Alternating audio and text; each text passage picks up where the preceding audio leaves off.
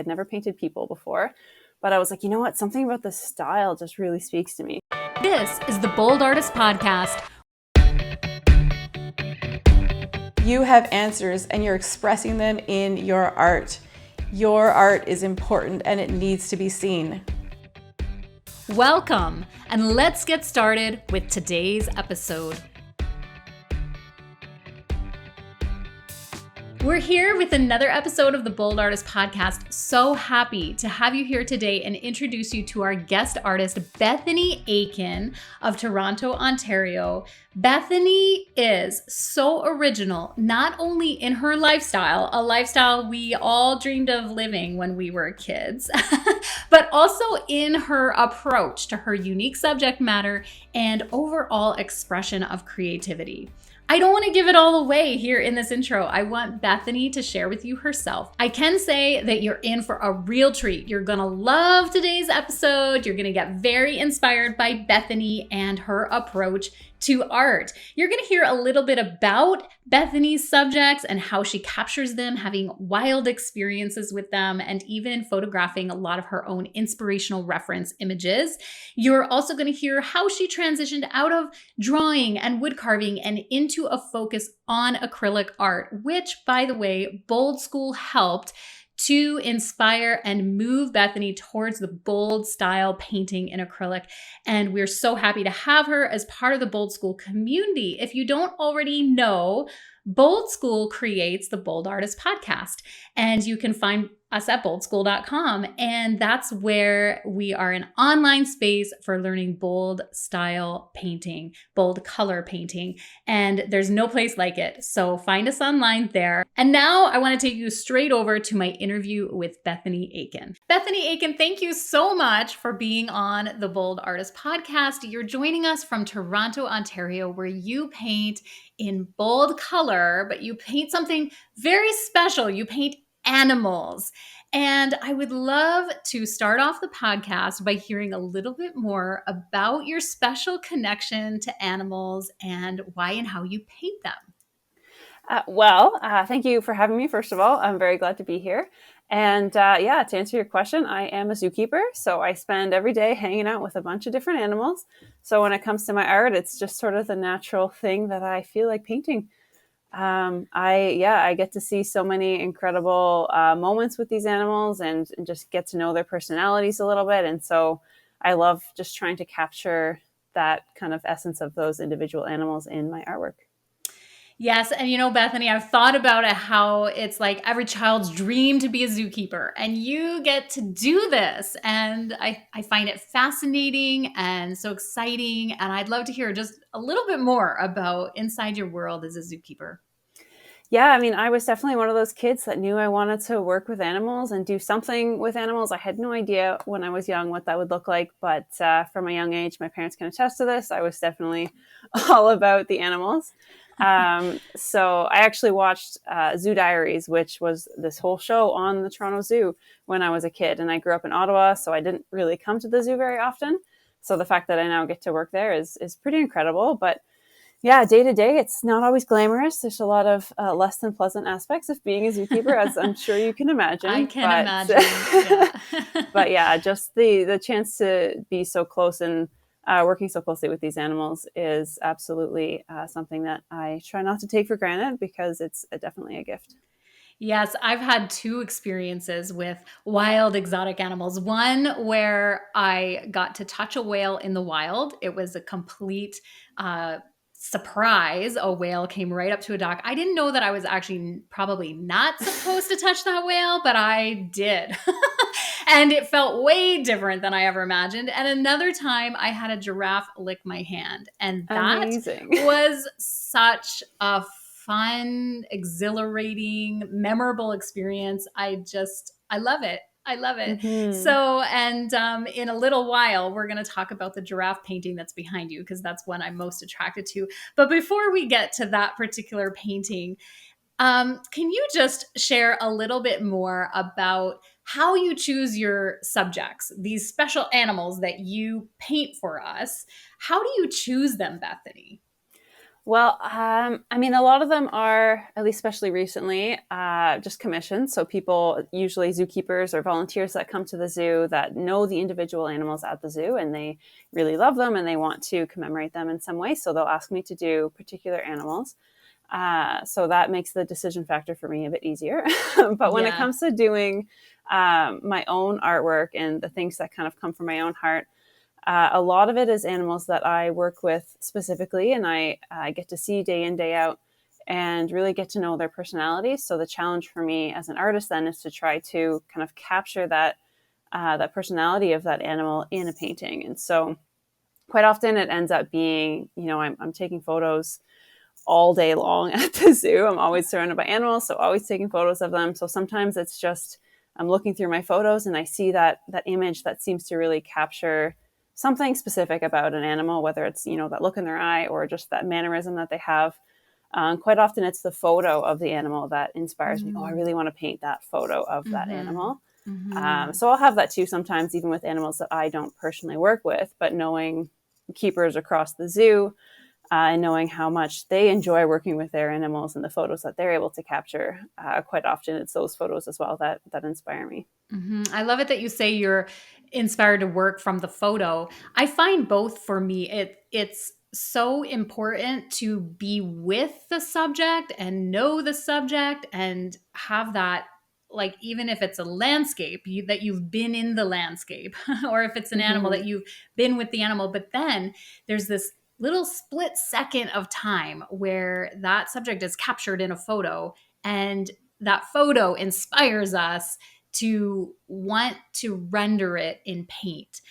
When you come to the process of rendering in the paint, Bethany, do you ever struggle to get the essence that that animal's character has, that and yet you're looking at that reference image and then you're trying to get it onto the canvas? Do you struggle with that, or does that part come easy to you? That's definitely something that I sometimes struggle with.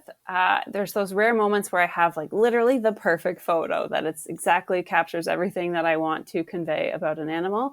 Those ones are easy. I love it. But quite often, especially with commissions where I'm not always inspired by a particular photo, I'm asked to do a painting of a particular animal and I'm given a subset of photos that I can choose from. Sometimes it's like, okay, none of these photos are perfect. Maybe I can try to combine a couple and get the right vibe, I guess.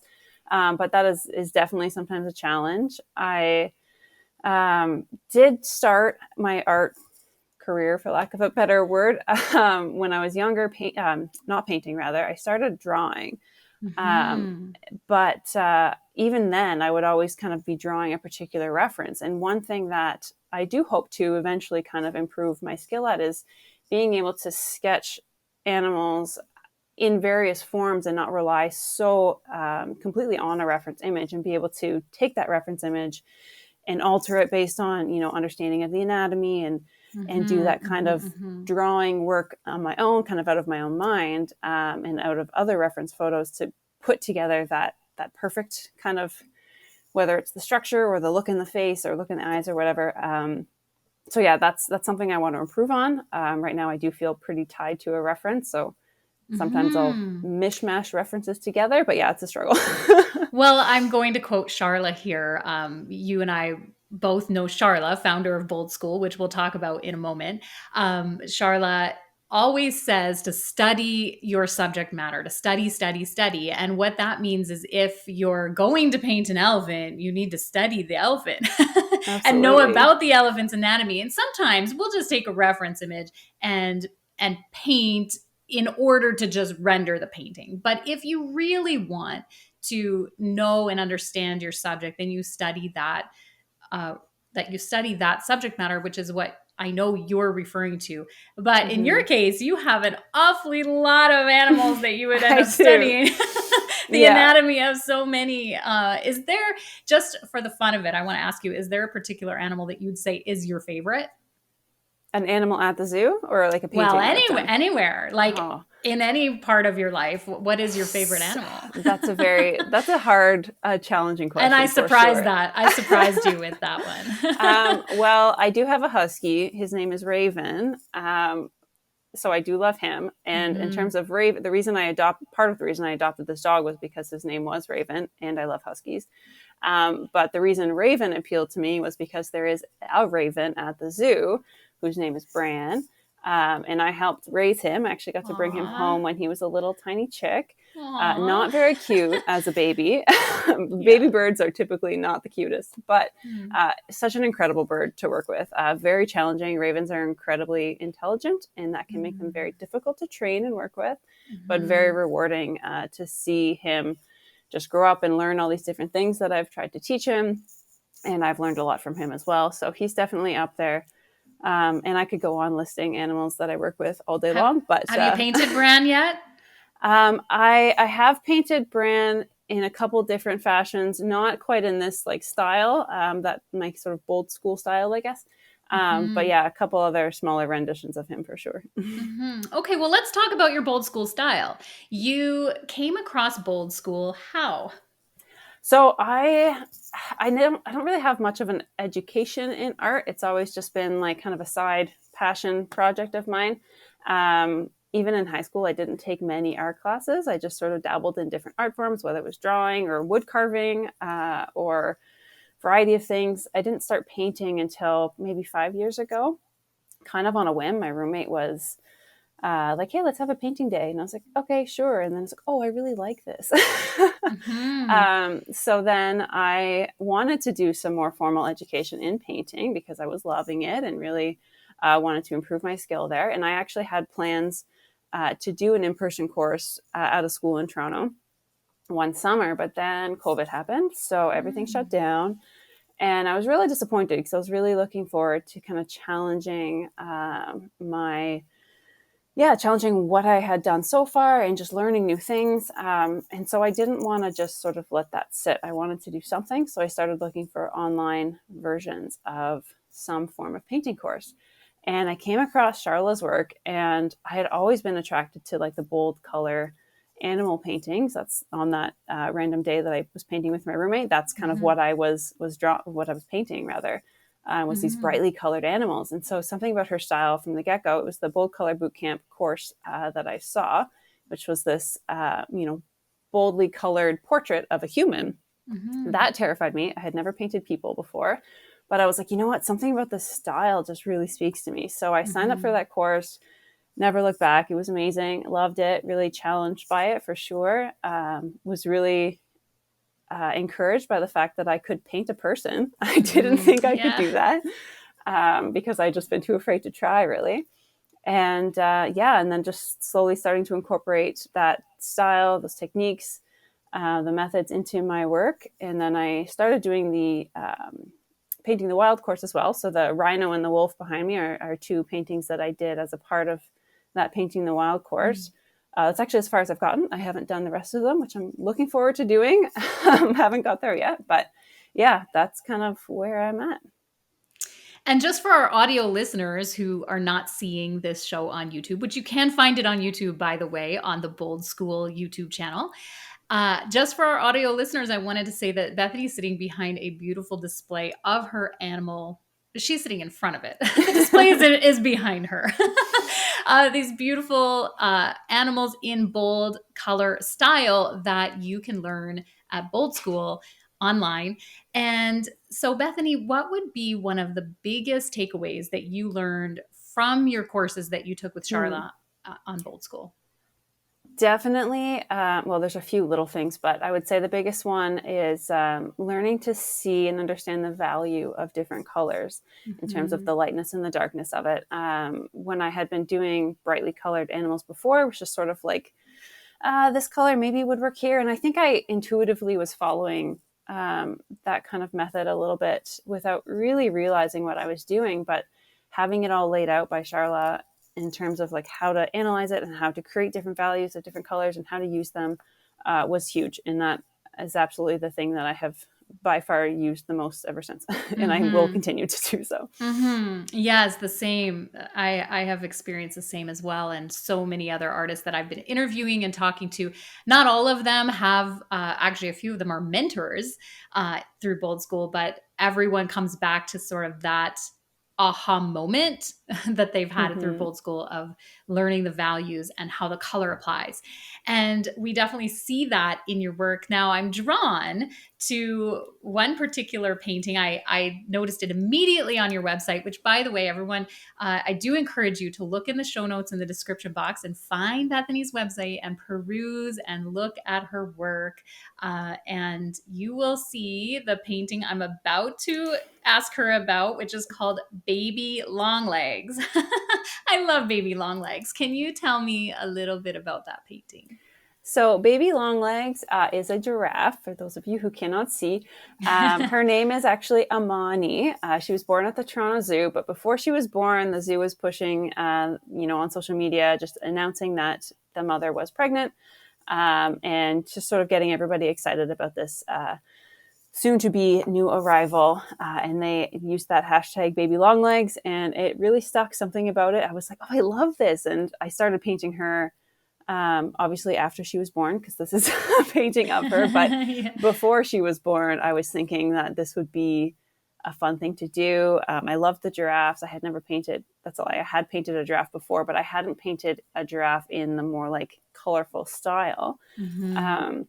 And so, yeah, Baby Longlegs was born, and she has two kind of unique spots on her that I really loved. So she's got a maple leaf, almost maple leaf shaped spot, and a heart shaped spot. So the name Amani, I believe, means love. I could be remembering that wrong. It's something along those lines. It either means heart or love, because she's got that heart shaped spot on her neck, and then the maple leaf shaped spot as well. So that was something that the keepers kind of noticed, and Mhm. that once I decided to paint her, I really wanted to make sure I could incorporate that as well, because it's such a unique little feature about her. So, Yes, and the yeah, maple leaf is so appropriate to her being at the Toronto Zoo in exactly. Canada.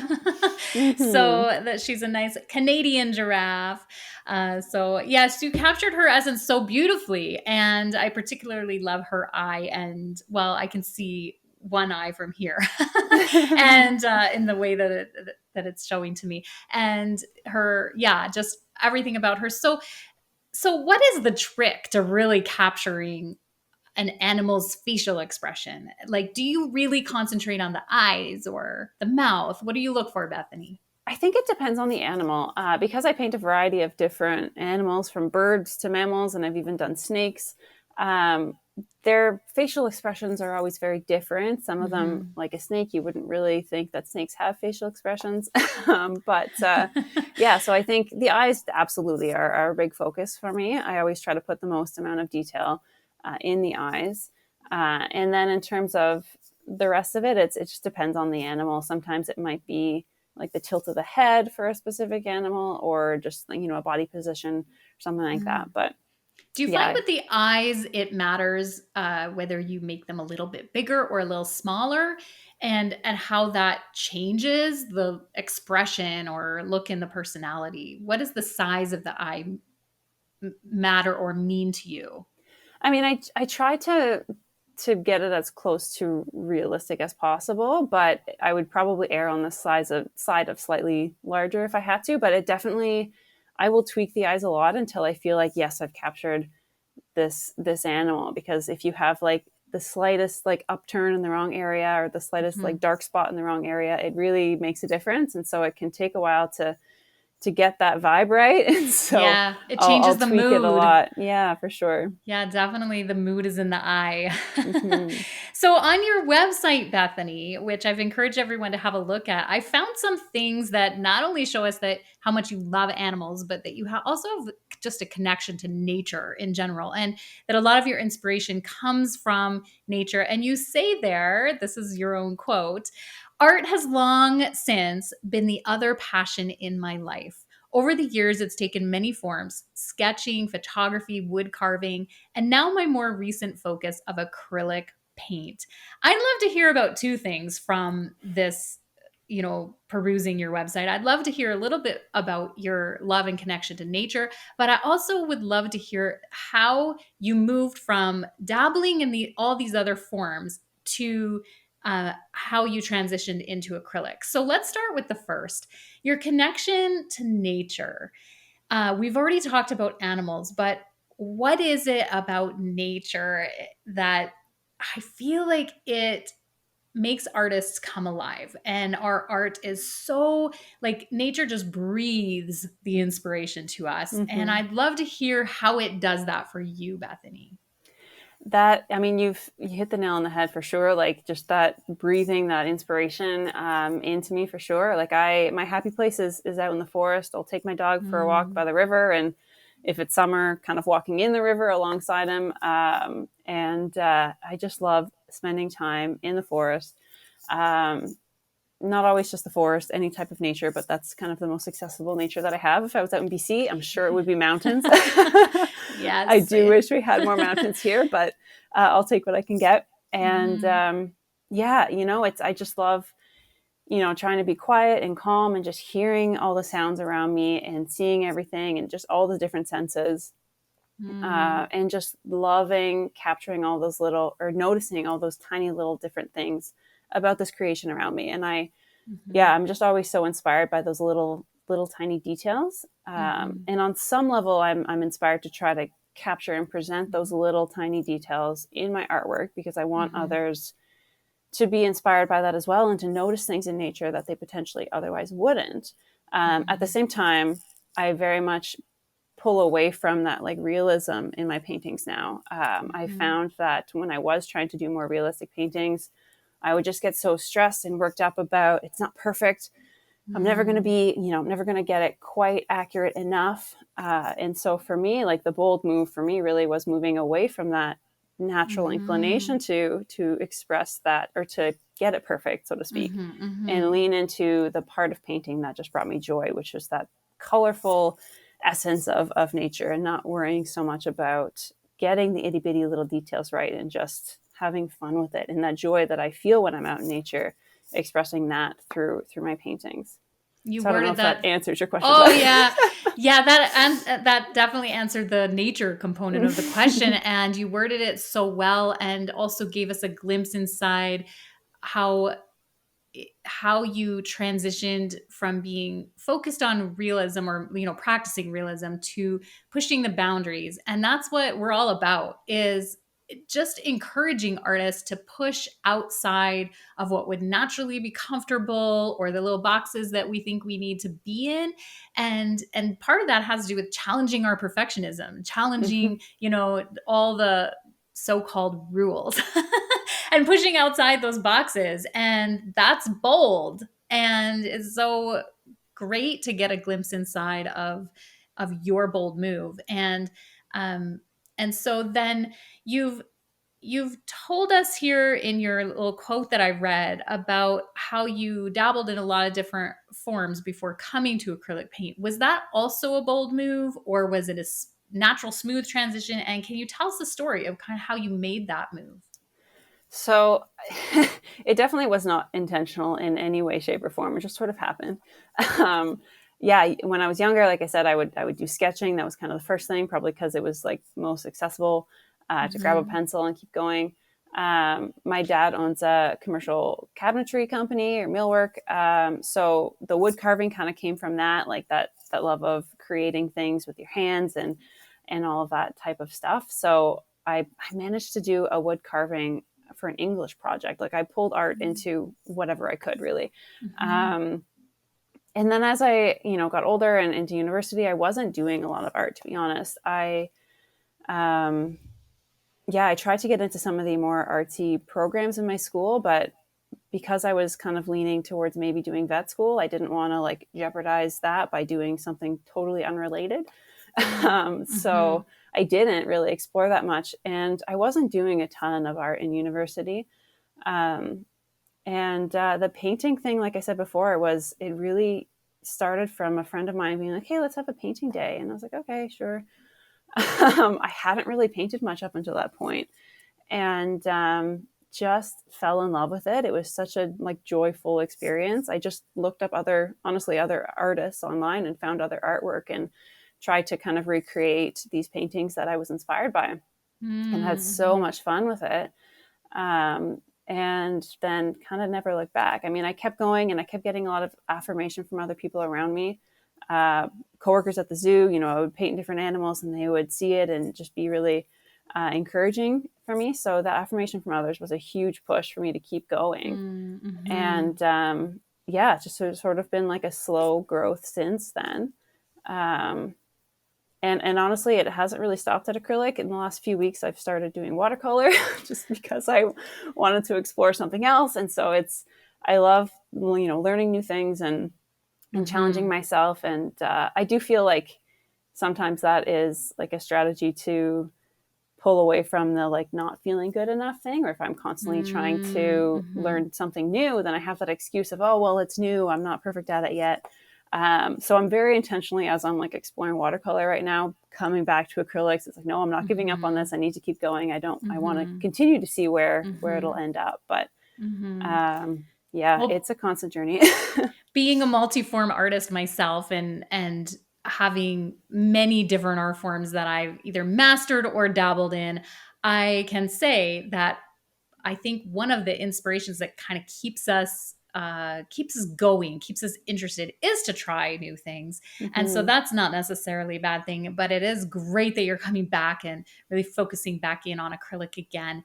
And you talked about the affirmation of others. You talked about that others around you affirming, and it reminded me of community, and how here, like at Bold School, one of our favorite parts is just having that whole community aspect inside of Bold School, where all the artists are encouraging each other, giving kind critiques and ways of building each other up to become better.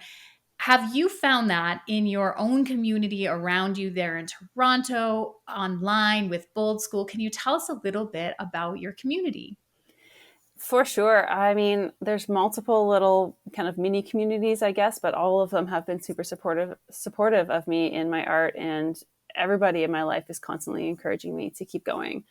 I've had that in Bold School for sure, especially, getting started into that and getting that initial feedback and like all positive feedback, but it's, how can I improve? You can try to tweak this and do that. And like that is just so encouraging to be getting that support.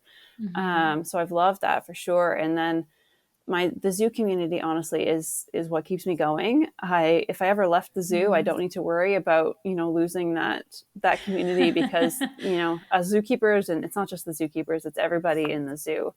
I've had office staff commission paintings from me. I've had volunteers buy things from me. I'm actually potentially getting some of my stuff in the gift shop soon. So everybody in the zoo has been so supportive of my work and encouraging me to keep going.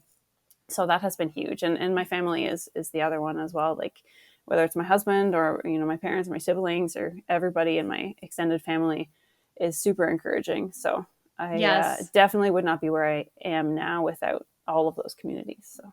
Yes, it's so important to have community around us and communities in which we can just share our artwork. And Charla and I were talking in her episode 1, about, and she was just encouraging everyone to just share, to always share your artwork. And we do that in our community, and that is powerful, and it just sort of opens the doors up for our artwork. Is there anything, Bethany, that would be on your heart and mind to just encourage other artists? So if there's an artist who's looking at your artwork today and just seeing these such colorful, expressive animals, and that artist is thinking, oh, I want to do that, I feel like I'm either not good enough or I feel like I can't do it, how would you encourage them today? I think the first thing I would say is that you're absolutely not alone. I am one of those people. I still look at other people's artwork, and I usually have like one of a couple different reactions. Either I see it and I'm like, yes, this is so cool, I want to try to do something like that. Or I think, wow, that's amazing, I'm never going to be there. And there's a few other reactions that I can have as well. But like, I definitely have that constant voice and that constant part of me that's saying I'm not good enough and that I will never measure up. And I never want to be that voice for other people, for sure. Like I absolutely want to encourage people that if you're seeing things that inspire you, if you're seeing things online that are amazing and you feel like you never get there, you don't know the story of those people, right? And those people could have spent every minute of their lives up until this point working to develop that skill. And I think it's so easy when you see so much content online to just assume that, it comes super easy to everybody, and that if you're struggling, you're the only one who's struggling and it should just be easier. I have felt that countless times where I feel like this should be easy for me. And that can be really discouraging when it feels like a lot of work, and it can feel like a lot of work a lot of the time. So I think, just like you said before, like keep sharing your work, and the affirmation from other people is huge, is a huge support. And, just putting in the time and keep going and practicing and exploring, and honestly make what makes you happy. Because like I was saying before, with the realism versus this more bold, colorful style, I feel drawn towards creating that realistic element in some ways, but that's not what makes me happy. The process of that is just full of self-doubt and criticism. And so by leaning into the type of painting that I just enjoy so much more, that's what keeps me going. And don't get me wrong, there's definitely parts of any painting where I have those feelings of like, what am I doing? This doesn't make any sense. I can't do this. Yes. The wolf behind me was one of them. That in the course that Charla was teaching, it was a lion that she was painting, and trying to get these really bold strokes of the mane. And so I was trying to do these really bold, thick paint strokes for the fur of this wolf. And I got to that point in the painting and I was just like, oh no, what is happening? But just like pushing through those emotions and trusting that process. And if it doesn't work out in this painting, you'll have learned something for the next one. And just keep going is really what I have to say. Yes, keep going. I've heard so many good things that you've just said. You said you are not alone, and make what makes you happy, and just keep going. And just knowing that all those moments that we hear that voice saying you're not going to measure up, or you're not good enough, or you're not, all of those, like, just negative talk, it's falsehoods. It's not true. And I'm so glad that the Bold Artist podcast is here with people like you, Bethany, who can be real and have a voice into the lives of other artists, just saying to keep going. You're not alone, and you are worth the time. Your art is worth the time that you're putting into it. And it's just such valuable thoughts for today. So thank you for sharing that with us.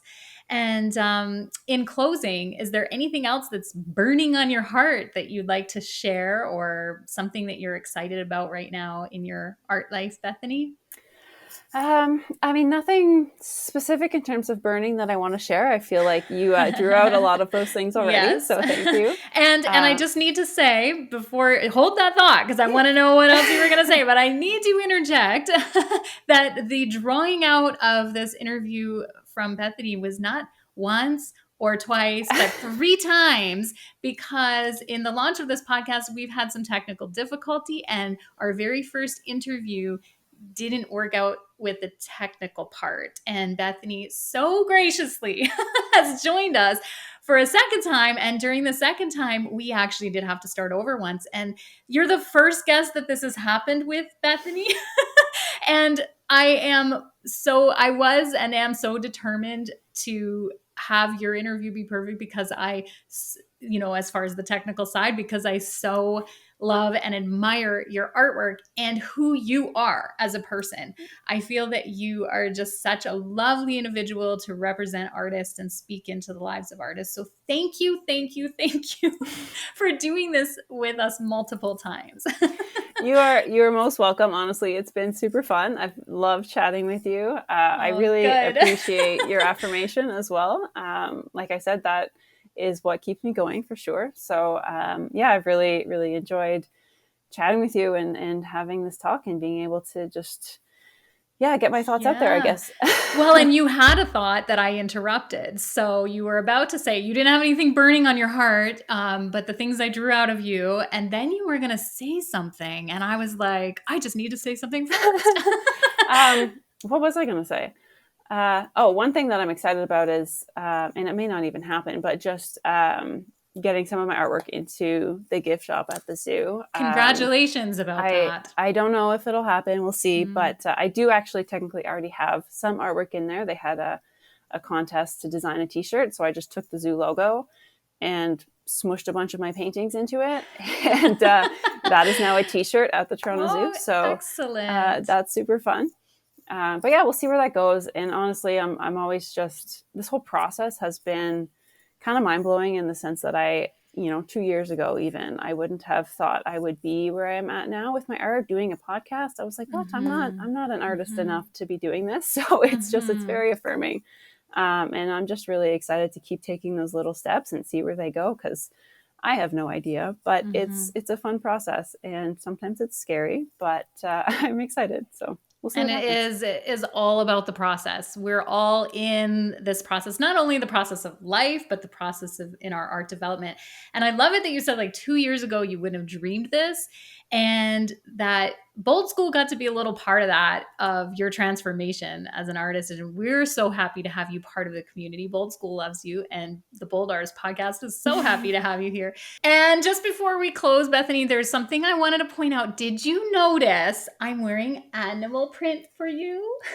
I did not notice, but now that you've pointed it out, I feel very, very special. Thank you. Yes, you're so welcome. I have a jacket that's actually like full out leopard, and it has like, I don't know. I asked my daughter, my teenage daughter, because she gives me all the fashion advice. And I said, I asked her, how would it look if I wore this today during my interview with Bethany, which, by the way, she's been on your website and loves your work as well. And she's like, yeah, that'd be great, Mom. But then I kind of chickened out. I thought maybe too much leopard print. So I just wore a little splash of it. And those of you on audio, you'll have to tune into YouTube to see my sweater with some leopard. I love it. Thank you. I feel very, very special. Yes. Well, thank you so much for joining us on the Bold Artist podcast today. It has been a pleasure to have you, Bethany. It has absolutely been a pleasure to be here. So thank you so much. Thank you so much for joining us on today's episode. You can find Bethany's links in the show notes in the description box. You can visit her website and Instagram and learn all about and see her art there. As you know, the Bold Artist podcast is hosted on YouTube on the Bold School YouTube channel and on all available podcast apps. We'd love it if you hit follow, subscribe, leave a review, and most of all, share it with your friends. We really appreciate you sharing and helping the awareness of this podcast be out there and accessible for artists. And we look forward to having you join us on the next episode. Till then, keep creating.